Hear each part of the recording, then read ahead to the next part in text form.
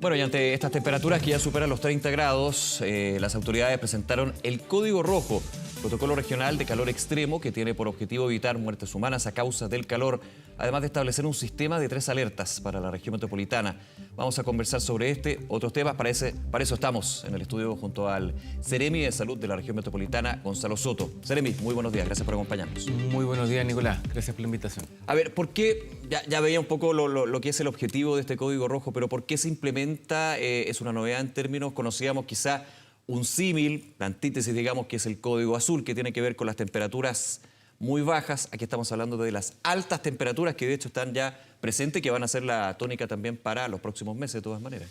Sí, exactamente. Bueno, es un protocolo que justamente fue liderado desde el gobierno regional de la región metropolitana, junto con la delegación presidencial y, por cierto, con ONEMI, en el cual se propone justamente a los distintos servicios, las distintas Seremi de Trabajo, Seremi de Educación, Seremi de Salud, poder trabajar en un protocolo de activación justamente de alertas, efectivamente, cuando estamos, por ejemplo, en situaciones las cuales pueden revestir un riesgo para la salud. Ahí hay una gracia importante, ¿eh? Es multisectorial, sí. No solamente desde salud, sino trabajo y otros organismos e instituciones que tienen que ver mucho con justamente cómo se desarrolla la vida humana con estas altas temperaturas. Exacto, es un protocolo intersectorial en el cual educación, inspección del trabajo a través de la Seremi de Trabajo, salud, y también otras reparticiones activan una serie de actividades finalmente que de alguna manera generan, por ejemplo, lo que es la alerta verde en el fondo, que es la alerta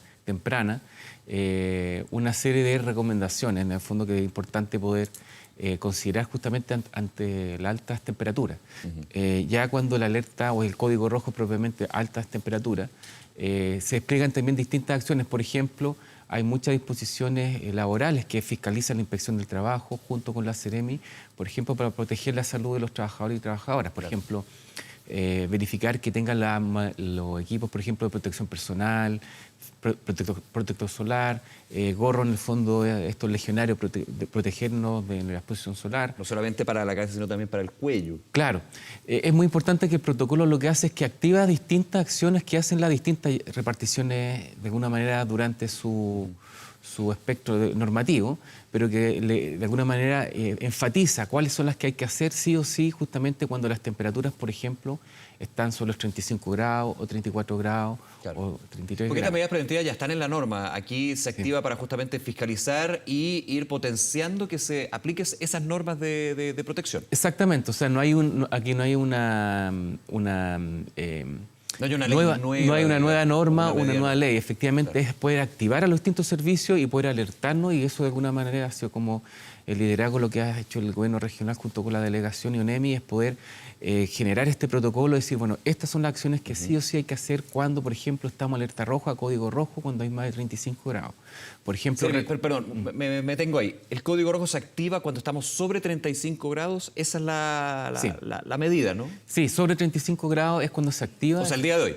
Efectivamente. O sea, por ejemplo, ONEMI hoy día, o sea, la Dirección de Meteorología genera la alerta de las altas temperaturas. Sí, claro. Efectivamente, cuando son más de 35, desde Salud activamos junto con ONEMI el llamado intersectorial, en el fondo, de las distintas Seremi, y se conforma una mesa de trabajo que ahí justamente va a evaluar, justamente, por ejemplo, si estas altas temperaturas, 35 grados, se extienden durante 2 o 3 días seguidos, por ejemplo, qué medidas se van a tener que reforzar, qué medidas se van a tener que, en el fondo, tomar en el gobierno regional justamente para poder responder y proteger la salud, no solo de los trabajadores, en general de todas las personas, y en particular siempre para esta ola de calor hay personas que se ven más afectadas que otras, las que tienen algún problema, por ejemplo, de salud preexistente. Ahora, este código rojo, me imagino, no puede restringir movilidad, por ejemplo, pero sí restringir cierto tipo de actividades o cómo se desarrollan estas actividades, ¿no?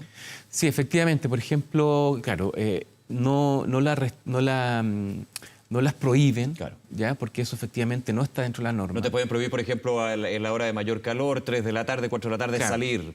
Exactamente. Obviamente, porque aquí tendría que haber lo conocemos bien, tendría que haber un estado de excepción. Claro, exactamente. Entonces lo que se hace que dentro de lo que ya existe, de alguna manera, es reforzar, por ejemplo, si hay un evento masivo que va a ser a las 2 de la tarde, un día que van a haber 37 grados, efectivamente la delegación presidencial activa justamente con el gobierno regional este código rojo, que de alguna manera se trabaja con la productora como para posponer, por ejemplo, ese horario, de alguna manera, en un horario que no sea tan complejo, por ejemplo, para la exposición solar. Un concierto, por ejemplo. Un concierto. O un partido de fútbol. Claro. O, por ejemplo, la Seremi de Educación efectivamente indica la suspensión de actividades de educación física en esos horarios. Quizás la va a trocar por otro horario con otro ramo, pero finalmente que los niños igual tengan la actividad física, pero quizás en un horario con menor exposición solar o menores temperaturas. De hecho, eso pasa, es totalmente distinto, pero cuando hay situaciones de emergencia y preemergencia ambiental, por ejemplo.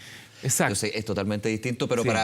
para entender cómo se puede ir desarrollando lo que es este código rojo en términos de el día a día. Sí, y algo muy importante, claro, por ejemplo, respecto a las alertas preemergencia, emergencia, claro, eso ya es una norma nacional. Claro. Y efectivamente, o sea, una de las perspectivas de alguna manera que tuviera este código rojo justamente después para ya los próximos años. Estamos en el cambio climático, hay que adaptarnos, la situación de este año va a ser muy distinta a la del próximo.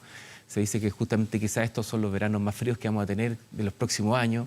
Entonces, efectivamente, quizás requiera cambio normativo de alguna manera esto en el futuro. Ampliable a nivel nacional, digamos. Claro, y eso efectivamente ya es atribución del líder central, de cada uno de los ministerios. Efectivamente se van a revisar eso para trabajar justamente en esas eventuales modificaciones futuras normativas. Porque este sistema de alerta, claro, se busca que en algún minuto llegue a nivel nacional. Podríamos decir que la región metropolitana va a ser una especie de marcha blanca plan piloto, marcha blanca entre comillas, porque igualmente ya está en plena operación, digamos, desde el día de hoy, que van a marcar los termómetros 35 grados. Sí, o sea, por ejemplo, un poco el mensaje del gobernador y la delegada justamente a todas las autoridades regionales es justamente este primer protocolo. Efectivamente, estamos en un proceso de adaptación al cambio climático y efectivamente este protocolo seguramente el próximo año va a tener modificaciones y si hay modificaciones que requieren un cambio normativo, por supuesto, se levantarán con el nivel central cuáles son esas propuestas y eso obviamente ya son de resorte del nivel central poder cambiarlas.